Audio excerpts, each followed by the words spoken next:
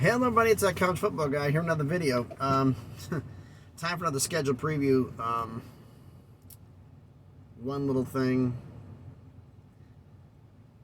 I'm not going to go more into what happened at Northwestern with Pat Fitzgerald yet until more information comes out, because now we're talking about alleged allegations made up to get Coach Fitzgerald fired. May not have been true and everything else going on, so let's wait till we get a little more clarity on that before we start to make a video on things. I'm here in Murfreesboro, Tennessee.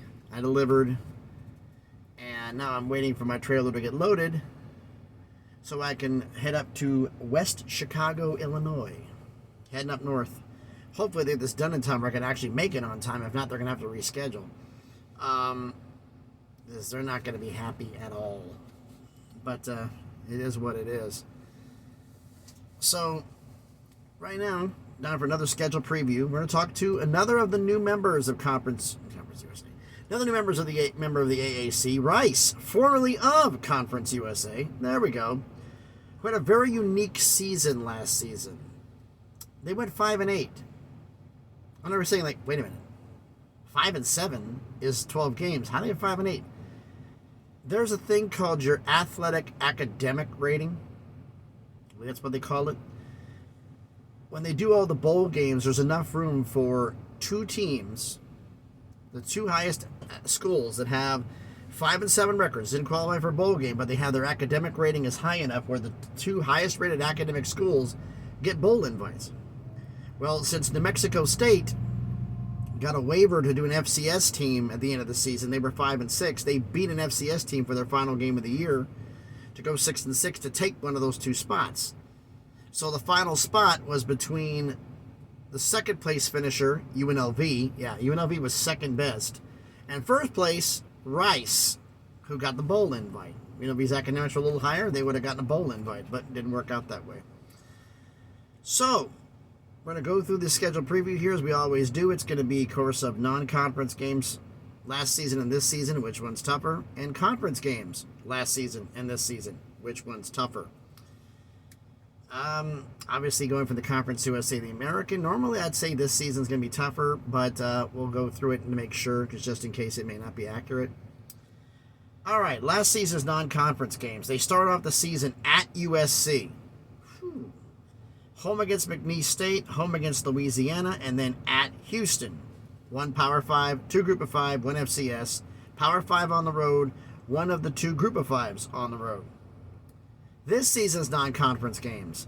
At Texas, home against Houston, home against Texas Southern, home against UConn. Two Power 5, since Houston's a Power 5 now, one Group of 5, one FCS. And that makes one of the Power 5s on the road. So with two Power 5 opponents, since Houston's now a Power 5, I say this season's non-conference schedule is tougher. Now, as for last season's schedule, showed up on the road at USC and got absolutely obliterated. Lost 66-14. Yikes. Home against McNeese State, bounced back 152-10. Home against Louisiana, first year without Billy Napier. They beat Louisiana 33-21. On the road at Houston, lost by a touchdown 34-27. So not that bad of a loss. Home against UAB to open conference play, won 28-24. Then they got a bye. So 5 games in front of the bye, 7 after. They started off on the road at Florida Atlantic and lost 17-14 out the bye. That's kind of surprising. At Louisiana Tech, won 42-41 in overtime. Home against Charlotte, lost 56-23. What in the world? Home against UTEP, won 37-30. They were 5-4 at this point. And the last 3 games, at Western Kentucky, lost 45-10. Home against Texas San Antonio, UTSA, lost 41-7. And finished the year at North Texas and lost 21-17. So they played both teams in the conference championship game the final 2 weeks of the season to finish the season 5-7. Their academic rating was high enough, so they got an invite to the Lending Tree Bowl, where they played Southern Miss and lost 38-24.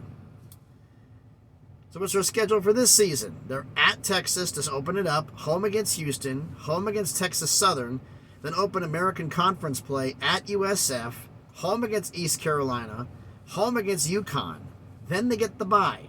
So 6 in front, 6 after. A little more balanced. Then they come out of the bye on the road at Tulsa, home against Tulane, home against SMU, at Texas San Antonio, at Charlotte, at Florida Atlantic to end the season. So which schedule is tougher?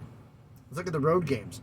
Last season's road games were at USC, at Houston, at Florida Atlantic. Yeah, they played back-to-back years on the road at Florida Atlantic, but you're switching conferences. That's why I didn't keep it. At Louisiana Tech, at Western Kentucky, at North Texas. This season, at Texas, at USF, at Tulsa, at UTSA, at Charlotte, at Florida Atlantic.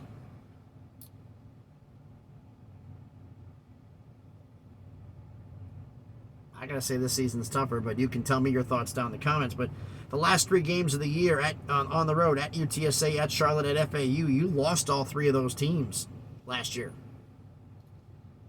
You got to play those 3. So, I mean, you got a shot at getting out of the bye. You got a shot at being 3-3. I mean, we're not doing a prediction here, but this is a preview. So, but they got a shot at doing some things. Now, I need you to let me know your thoughts down in the comments. So first off, thanks everybody for watching the video. Haven't done already, please smash the like button, hit the thumbs up. It helps the algorithm, helps the video be seen by more people. Comment on the video. 3 questions. Do you think the non-conference schedule from last year or this year? Which one's tougher? Question 2, the schedule last season or this season? Which one's tougher? And the third one, they finished 5-8. Can Rice be bowl eligible, win 6 games? Like I said, I see Texas Southern, they should win. USF, they should win. They went 1-11 last year. UConn went to a bowl game. That's going to be a tough game. Tulane's going to be tough. SMU's going to be tough. UTSA, Charlotte, FAU. I don't know, folks. Well, you know, but then again, with their high academic rating, they still could backdoor in a bowl being 5-7 again because they're an AAU institution. So they have high academics. They have a shot at getting in. But I want you to let me know your thoughts on this down in the comments. And also, if you haven't done already, please subscribe to the channel. Just past 400 subscribers, on the way to 500, slowly on that crawl up to 1,000. And also, if you are subscribed or going to be subscribed to the channel, first off, thank you so much for doing so. And make sure you hit the notifications bell. It lets you know when I post a video. I try to post one every single day. Sometimes life or weather or whatever gets in the way. I'm really hoping I get loaded soon because West Chicago they're talking about a 7 in the morning delivery. It's an 8-hour drive, and this is going to be tight if we don't get this done in the next 30 to 45 minutes. Because I only have 5 hours of drive time left today. That gives me 3.5 in the morning, so I'd have to leave at like 3:30 to make it. This is not going to be good. Excuse me. What can you do? So, like I said,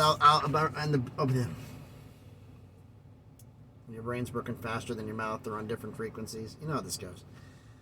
When we more know about, like I said, know more about the Pat Fitzgerald situation on there. I haven't heard anything new in conference realignment talk about any of the new schools out there. Someone has brought in the comments of the video I just did yesterday about Memphis. Why isn't Memphis being considered?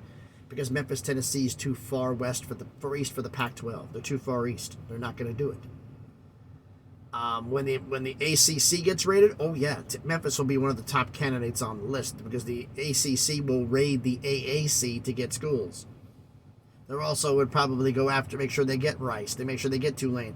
At that point, the ACC wouldn't surprise me if they went after Buffalo from the MAC because they're also an AAU institution. So, we'll see what happens. But thanks everybody for watching the video. Hope everybody's having a great Wednesday. Be safe out there and please be good to each other.